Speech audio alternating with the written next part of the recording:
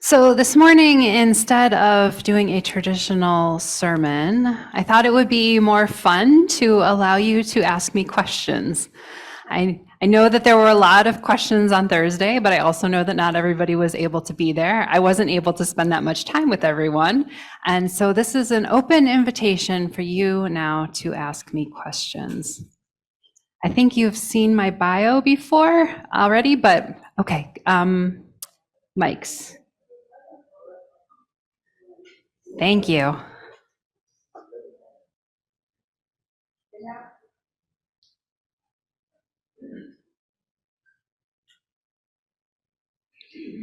Welcome, welcome, welcome. Thank you. Hope to have your name tag next week. Okay. I'd like to hear about all the places you've lived in your life. Where are you from and where have you lived? Okay. So I am from the Cleveland suburbs in Ohio. I went to Kent State University. I spent about 20 years living there after I graduated a few times. Then let's see here. I moved. So I grew up in South Euclid, and my dad and my stepmother lived in Bay Village. So I spent time on both the east and west sides of Cleveland, which if you are familiar with Cleveland, you know that's a thing. So let's see here. Then I moved back to Shaker, which is on the east side of Cleveland when I was working at the VA. Then I took a job working as a hospital chaplain in Danville, Pennsylvania, which is central eastern Pennsylvania. It's about an hour north of Harrisburg. And then I moved down here to the Tampa area, greater Tampa area. I was serving our congregation in Tarpon Springs. So I was living outside of that area. And then here. And apart from all of that, while I was in graduate school and finishing an undergraduate degree, I also did a semester abroad in Volgograd, Russia.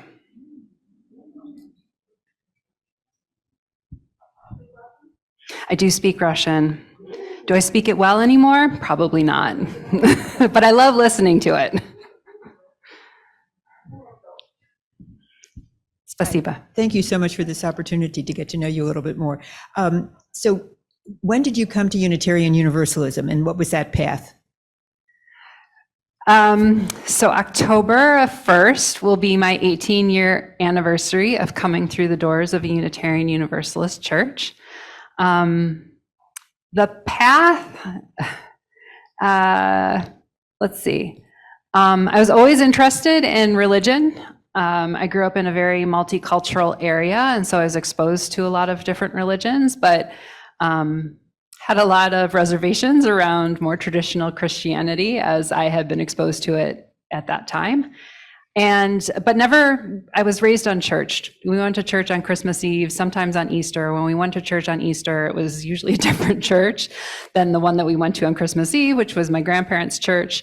So I didn't really get exposed to a lot of spiritual or religious stuff in that kind of a setting.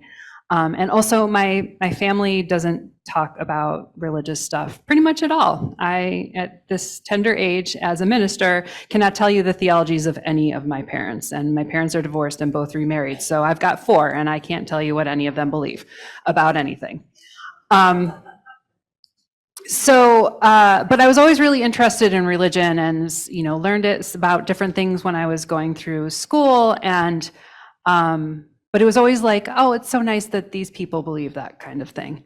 And just as I was aging and going through different experiences, felt a real calling in my core to find a spiritual community.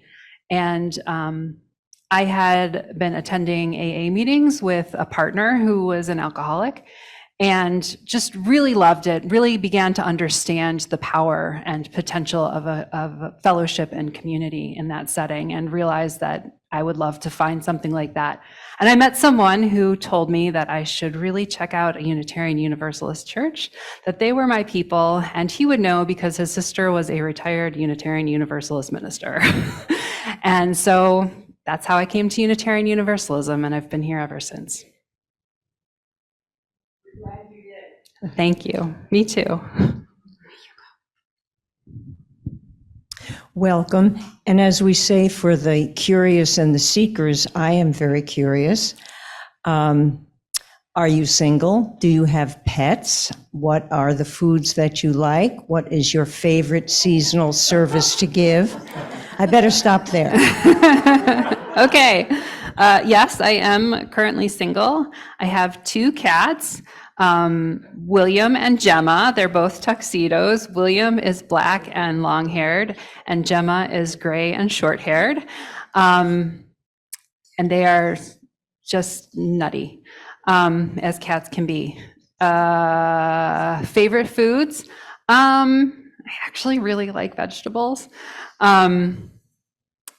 And I am vegetarian and gluten-free, so this kind of narrows my window a bit. I do also have a very mean sweet tooth.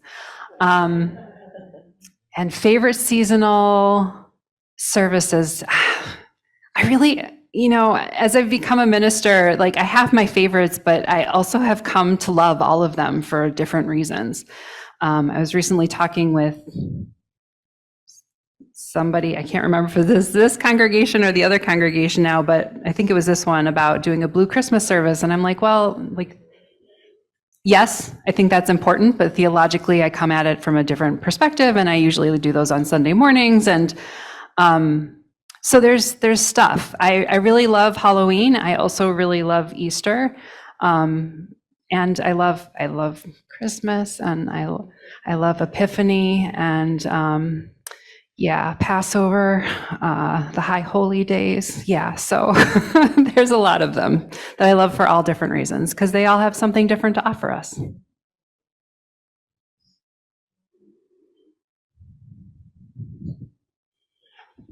Good morning and welcome. I'm just curious about, what is it that drew you to this congregation? What made you decide that this is where you wanted to be?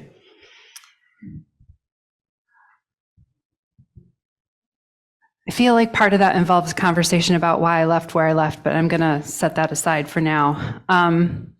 So I've been in Florida for about 4 years, and I've actually really enjoyed my time here. I kind of think of it as warm and sort of meaner Ohio. But I've enjoyed my time here. So I really wanted to stay here, and recognizing that it's a very challenging environment to serve in terms of politically and theologically. Recognizing that a number of my colleagues can't come here even if they wanted to, just because it's not safe for them or for their family members. So staying in Florida was actually a priority for me. When I went into search this year, there weren't any settled positions in Florida that I was interested in. And so I met with some different congregations and just did not connect with them very much at all.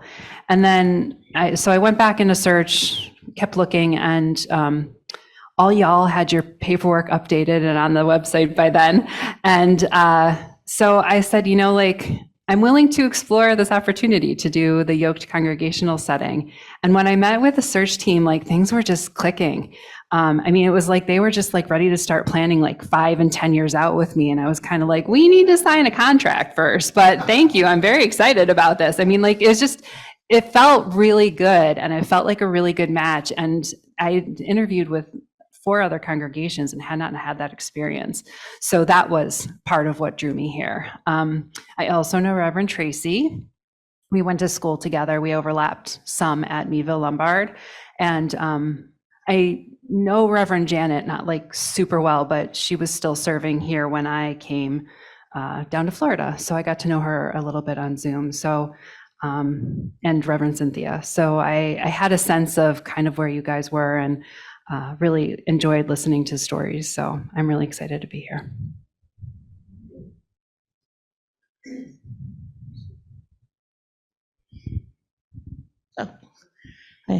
When you said I think it was your VA experience, you said was in Shaker. Is that Shaker Heights? Yeah. Yeah, I was thinking about that because I thought I read that in your bio. Shaker Heights is a progressive, intentional community It didn't do so well in that book, Little Fires Everywhere. I intended to read about it and be so inspired, but they had their issues too. Oh, for sure. And I was thinking along those lines recently about intentional community, how hard it is to build beloved intentional community, which is something I hope we're working towards here. I thought maybe I'd ask you a little bit about your insight about how hard it is and what does it take to build an intentional progressive community. I watched the series on something, Netflix, Hulu, streaming somewhere. So I watched I haven't read the book yet. I did buy it recently, but I watched it when it was streaming, and I was watching it and I was like, there was a lot of like, oof, oof, oof. And then it was like, oh, there it is. Yeah, that is, it's not just a really white thing, but there's also part of it that I really identified with as an Ohioan, especially from the Cleveland area. And it was just like, oh yes, yep, that is like all the harm that we do all at once, just right there. And this is why I moved away from here. I talk with my hands a lot, in case you had not observed that already. So I need that freedom to be able to express myself. Yeah, I mean, it really takes a lot of work and a willingness to engage in the hard, painful conversations and recognizing when we've messed up and holding the fact that both it is our fault, as in we are the one through whom the harm has happened, but also it is not our fault because it has to do with the cultures of the way that we've been encultured and grown up and learned how to be in this world. It's really challenging, and it can be really easy to stay at that superficial level and just be like, oh, like we'll build a multicultural community. And I think this is one of the reasons why our congregations struggle so much, is because sometimes our congregations are not willing to have these really deep, hard conversations. And we have to be able to do that because we're going to mess up and we're going to keep messing up and everybody's going to mess up. This is something that I learned in seminary. I remember having a conversation with a colleague my very first year, and she was taking a class, and she's Black, and she was just reflecting on the class, had nothing to do with me. And she was just like, I just don't know if I can ever be my full self around white people. And it just hurt so much because I've known what it's been like in my own life, not to be able to be in a safe environment, to be able to share my own whole self. And at that moment, I was just like, I just have to keep doing this work. And, just recognizing the fact that I'm going to cause harm, and also that harm is going to be caused, and what role can I have in continuing to bring us back together so that we can grow instead of just causing more harm. So that kind of answers the question. Okay.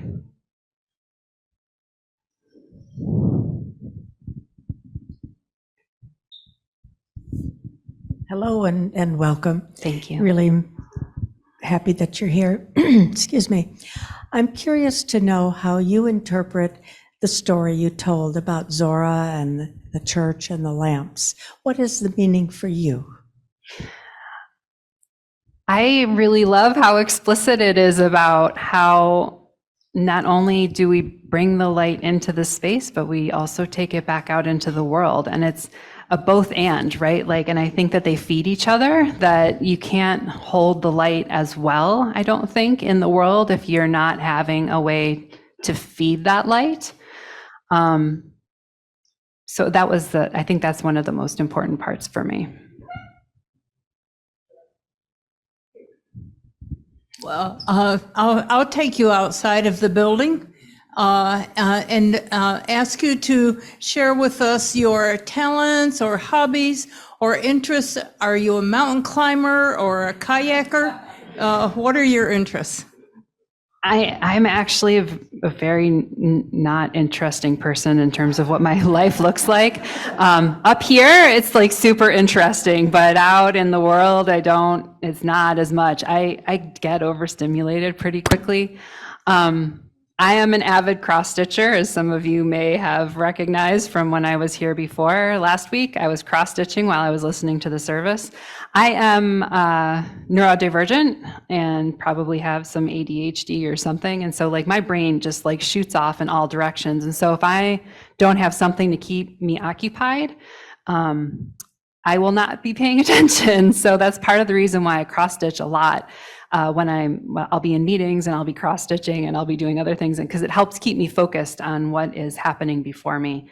I also just do it. I think it's a really good spiritual practice for me. And I am on my 13th piece. I started cross-stitching again in July of 2018.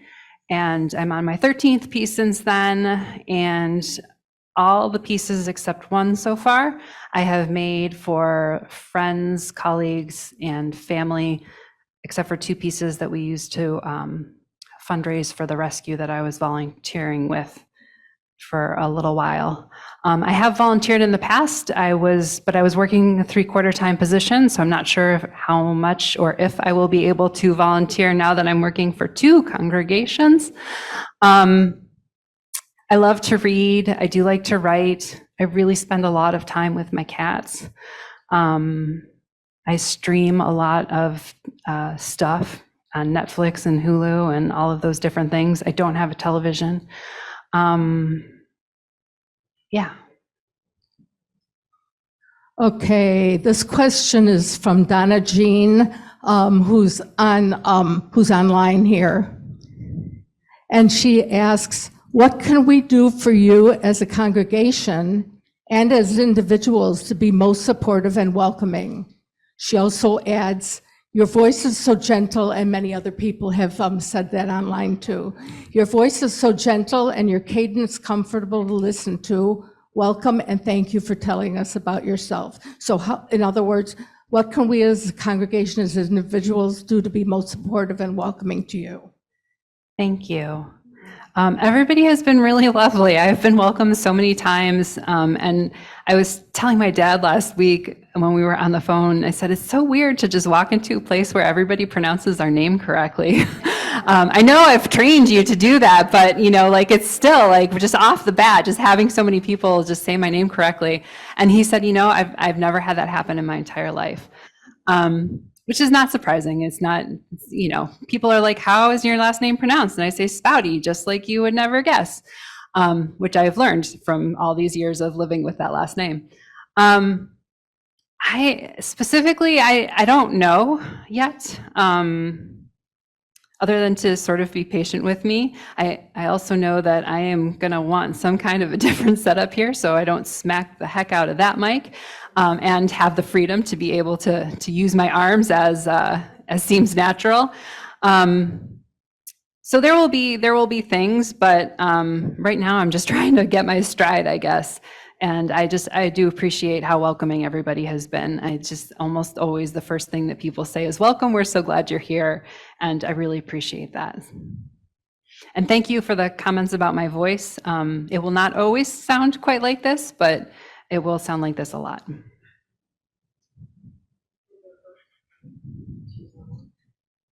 Again, let me say welcome. My question is, what have you experienced or been a part of in your prior ministry, whether in a congregation or when you were a chaplain, that you hope to see here or would like to see here?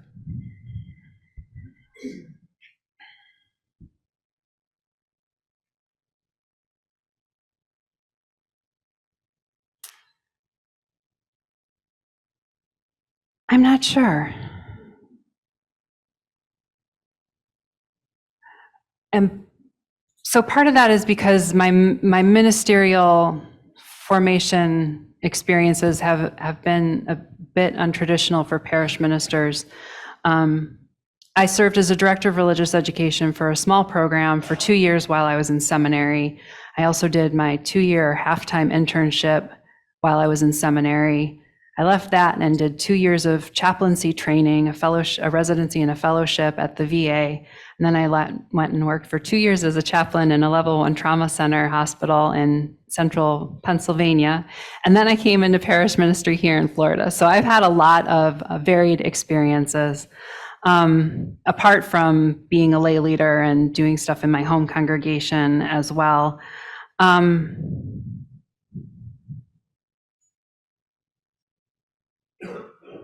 will say one of the things that I really appreciated about just the surface getting to know this congregation has been that y'all seem pretty healthy. There's definitely some potential for growth, but you're starting it from a really good place, which is a nice change of pace for me. I don't know. I'm curious to see what happens. I was also affiliated with a congregation when I was in Pennsylvania, and they're doing some really fun, lovely stuff right now with the minister who's there. And I don't know that we can necessarily replicate it, but I would like to experiment more. I think that's where I am sort of in my own place and journeying through ministry, is wanting to experiment and see what happens and find more ways to bring a bit more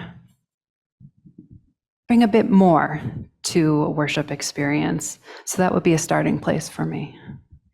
Yeah.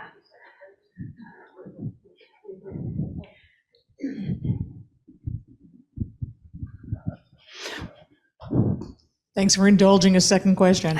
One of the things that I think we face is the size of the congregation being static, for one thing, excuse me, but also just the difficulty in bringing the message to other people about Tri-UU and about the Unitarian Church. And this is a stronghold of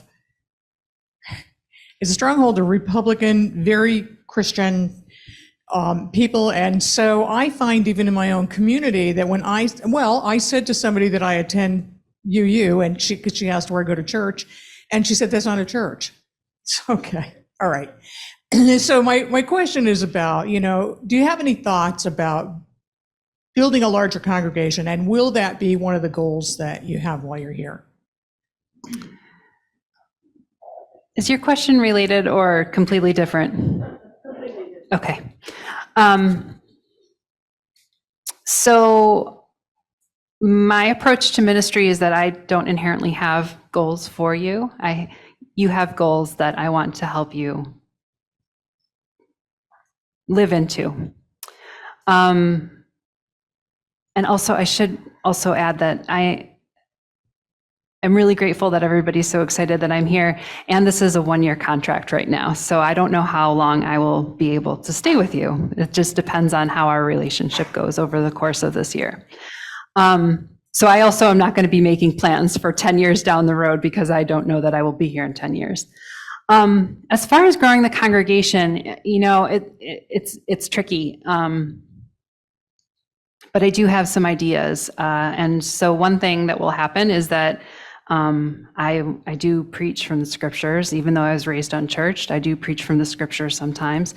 I think it's really important that we do that, because we're surrounded by Christian people mostly, and it's helpful for us to be able to engage in narratives that other people are having around us, that often we hear and we're just like that's not important. But the thing is, it is important. And if we're gonna want to be conversation partners, we need to be able to figure out how to have those conversations. And of course, what I am going to offer is not going to be what anybody else is going to offer, because it comes from a very Unitarian Universalist perspective. But I still think it's important that we at least have some comfortability and entree into having that engagement. Yeah, it's funny. Sometimes people, it's not a church or whatever. But I will also add that I had the experience in 2 different chaplaincy settings where there were people who were very conservative that were also students and or staff, and over and over and over again. They would say to me, like, it was so frustrating to them. I'm a non-theist, so I don't believe in God. I'm a humanist. I'm a universalist, right? I don't like none of this stuff. And yet they would just be like, but you're so kind to people. And you really help them. And it was really hard for them to be confronted with that reality when I was not a Christian. And so I think there's also a power in just continuing to show up as who we are and do the things that we do that will help people understand that, A, we're not going away, but also like we can still have an impact even though we don't share beliefs with other people in the community. And I know that you have a question, but she has a question and we really need to wrap up. I'm really impressed by the CPE training because I know that's very comprehensive. But I was interested in your sermon preparation, how you go about that, what's your approach to the sermon preparation? So I think that sermons and really services as a whole are a conversation that we're having. So it's one of the tricky things of like coming out of the gate and just being like, yes, please preach to us. And it's like, but I don't know what to say to you. I don't know you well enough to know what to say to you. I read and I watch stuff and I see where the Spirit's moving and I talk with colleagues, and it just depends on where we are in the year. And has anybody watched the show The Bear? Yeah, so I preached on The Bear, so you might hear that sermon back before it got as popular as it is now.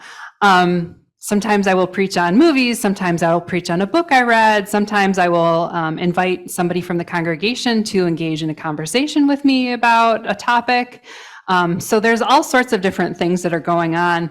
My mind is a really intense place, so it just depends on where things are at the time. Okay, last question then, Okay. I guess. From Joyce, what is your experience with meditation practices? And do you consider this to be an important practice to be offered to the congregation? Have you experimented with different forms of meditation practice? I do small amounts of meditation in terms of like sitting meditation.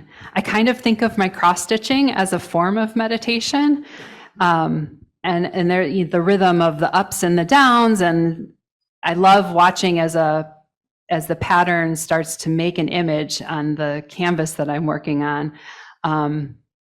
There are definitely things that I've worked on before that don't look like anything for a really long time.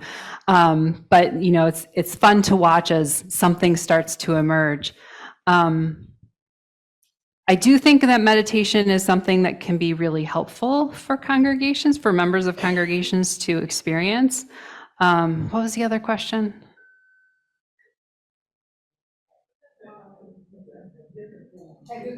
Oh, not really, other than, you know, like I cross stitch, there's coloring meditation, those kinds of things, I think can be really helpful.